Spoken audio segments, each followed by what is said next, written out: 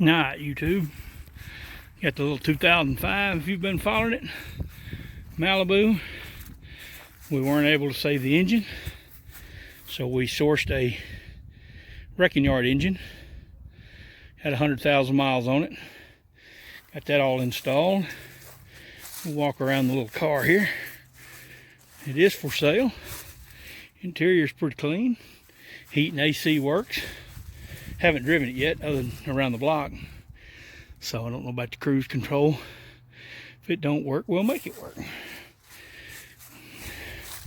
Needs a good cleaning. It's been sitting several months. We'll run it through car wash and may take it somewhere and have detail. Now, one problem I have already found is this right-hand front door. The door lock, when you use the remote unlock, it doesn't have enough power. It's moving, but doesn't have enough power to unlock it. So I don't know if I'm gonna fix that or not. And this thing may not start because it has been setting. It hadn't failed to start on me yet, but you know how it is when the camera's rolling. Anything can happen. The battery's a little weak. We're gonna put a new battery in it. Let's see what happened.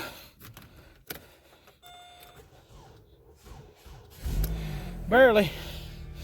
We're gonna put a new battery in it. I gotta go look at another car today, so won't happen today. You can see there ain't no check engine light. Radio works. Air conditioner works. Dome light works. And oh, all right. Here's my daily. Well, not mine. It's mine, but I can't drive, so I don't drive it. Girlfriend drives it. All right, the little motor got fresh oil and filter. Has transmission service. I'll go show you the motor I pulled out here in just a minute and how we ended up with all that mess. Never was able to get the motor unseized because it had internal physical damage. Had a tacoed connecting rod. So we're going to go look at that, and then I will do another video in the future. I'm going to tear that engine apart so I can show you exactly what happened to it. And I'll also kind of explain, for those of you that don't know, why I was trying to get it to free up. I'm going to leave that door open in case it accidentally locks. Only key I got, I don't want to lock key in it. All right, let's go in the shop.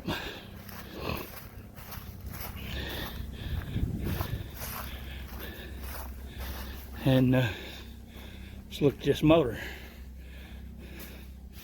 Okay, when you have an engine and transmission bolted together, they are 3 bolts. There's one here, and there's one here, and then there was one here. You're supposed to turn the engine. You take this bolt out through the starter hole. It was lined up, I got it out. This one I was able to get out because the pan is off of it. And anyway, you're supposed to rotate the engine, take this bolt out through the starter hole, pull it around, take that one out, and pull it around, take that one out. This engine will not turn over. So I've been trying to get it to turn over because I want to leave the torque converter in the transmission. If you pull it out, it can damage the seal, and you have to put a seal in it, and I didn't want to deal with all that. It wasn't leaking.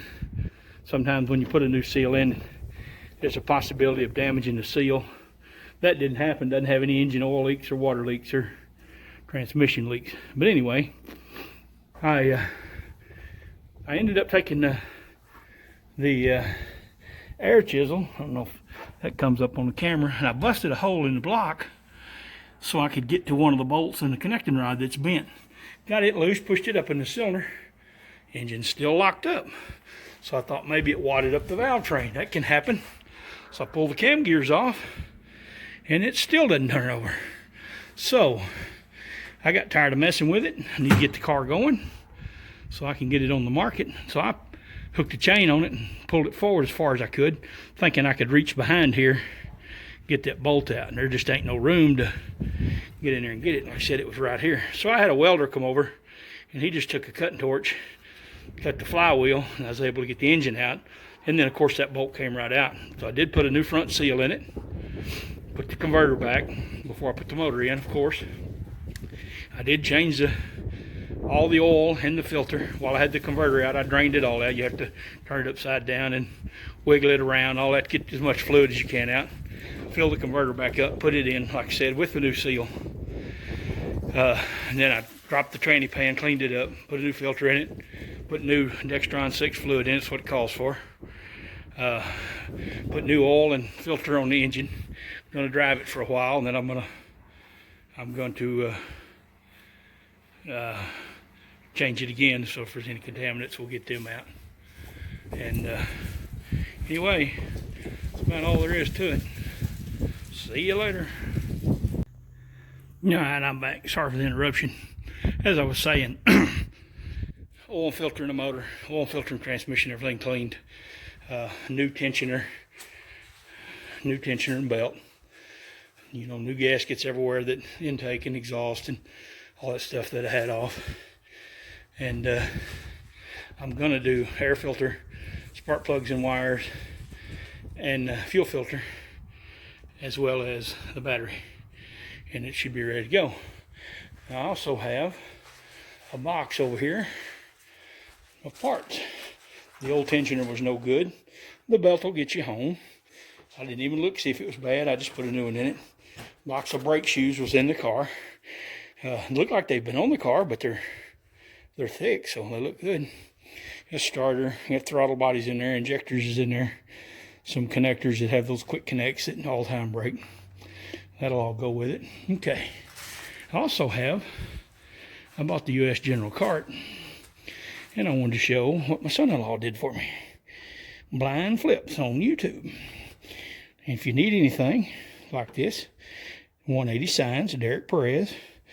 He sponsors, he does my signs like that sign there. That's magnetic. I can stick on the side of the car when it's sitting in the yard. Have another one over there, one for each side. And this, I don't know if I can get it out. This is that same, yeah, I can't get a hold of it. Fingers are too fat. This is the same magnetic sign, so when you lay the tray down, it's not going to fall out, and the wind's not going to blow it out. And I don't know if it'll, see, it doesn't have any on this side, just on the back side. So we'll get that on there. Anyway, like, follow, share, get my subscribers up, get my views up. And I got to put the shelf on. And like I said, I'm going to tear that engine apart so I can show y'all exactly what happens. It turned out that it's not rust damage. It was from being hydraulic, from having water in it. So we'll tear that apart, get the head off of it, get all the pistons out of it. You can see the bent connecting rods better. I'd turn it over, but it's a real small hole in the bottom. You can't really see in there very good. Can't get enough light up in there for a good picture. That's it for today. Thank you for watching. Appreciate you watching the rest of my videos. Like them if you can. Tells everybody that they should watch it too. And maybe tell YouTube that I'm okay, doing decent work, helping answer a few people's questions along the way. And like, follow, share. Share it on your social media page. Donnie O'Shield on Facebook, if you want to look me up on there. Any of you local guys need any help? See if we can get this thing sold. I'm going to look at another car this afternoon. And we'll be back with it if I get it bought. Thank you. Have a great day.